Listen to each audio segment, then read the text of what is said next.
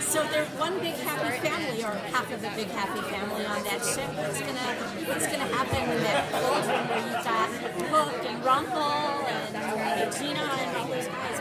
Well, you've got a boatload of leaders who all want to be in charge, and so for us, the first episode is that very question, which is, what happens when they face their first obstacle? At the end of the season, it was like, all right, well, they took Henry, we have to go. But when they face that first obstacle, what happens? And how do they all relate to it? And for us, what we were excited about was, really having this mission bring back the characters for who they were, in a sense, so that Snow White needs to return to Snow White. She needs to find that hope and find that light. And Rumpelstiltskin realizes he needs to make the right choice, but to do that, he has to become the Dark One.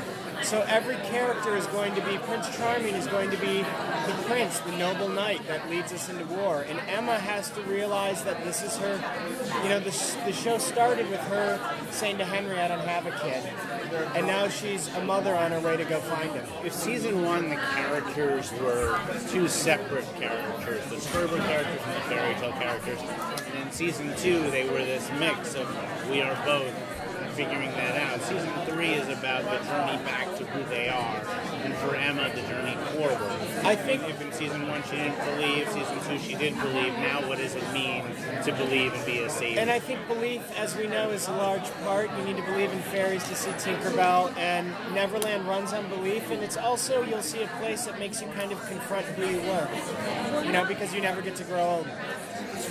Now that a lot of the characters have gone off to Neverland and we still have characters back in Storybrooke, are you guys going to jump back and forth between them or focus?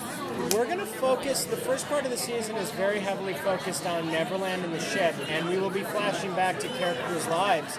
But we're not going to see Storybrooke for the first few. But we are eventually going to see it and see how it ties in and what happens to everyone who's left behind. So, knowing that we're going to be in Neverland, how did you decide to make Peter Pan like an evil character instead of a good one? It just, for us, it was, when we did Captain Hook, we knew that we wanted to put our own spin on it, and that we knew that we were going to make Bobby the crocodile, and that their fight was over a woman, and that's how he lost his hand. We're always trying to put a spin on it. For us, Peter Pan has been done so beautifully so many times. We thought, well, what was the one spin? And here is a kid who refuses to grow up, who refuses to take on the responsibilities of life, and he's surrounded by the Lost Boys. For us, it just felt like maybe that was a scary place. Maybe that wasn't the most welcoming of places.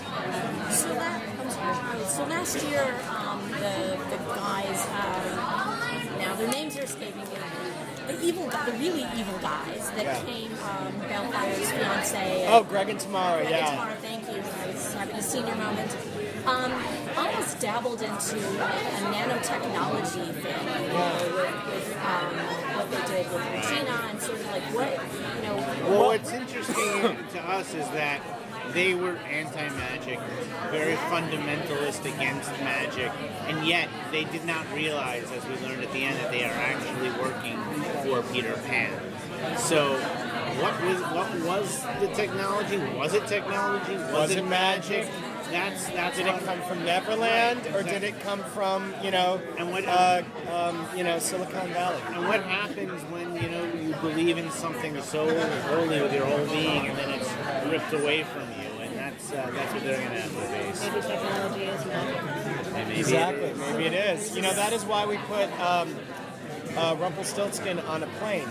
And we really wanted that because we wanted him to not only be frightened to go to a new world without magic, but he was on what I believe is one of this world's most powerful magic, which is the ability to fly.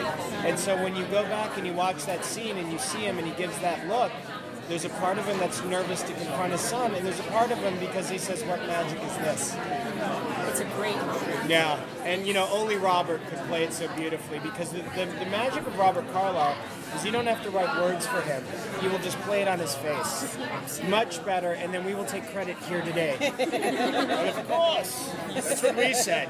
So there's a moment in the finale at the very beginning, speaking of Rumple and Robert Carlyle, where he's thinking of killing off Henry. Yeah. Which has been going on since Manhattan. Yeah.